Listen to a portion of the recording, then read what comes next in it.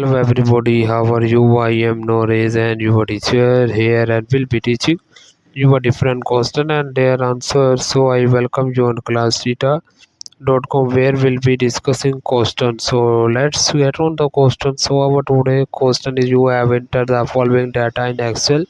What formula should you enter in cell 8C to calculate formula is given to below. The correct answer of the question is to calculate the sin t minus y. You would use the formula.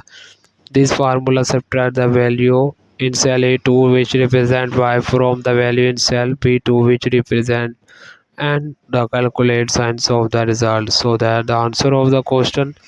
If you are searching any other question, please visit to www.classtheta.com and find on the search section. If you have any question to ask, there are now session on the right side of the website. Fill the form and will be answering. So you can thank you for watching this video. Please do not forget to like, share, subscribe our channel. Until next question. Bye bye.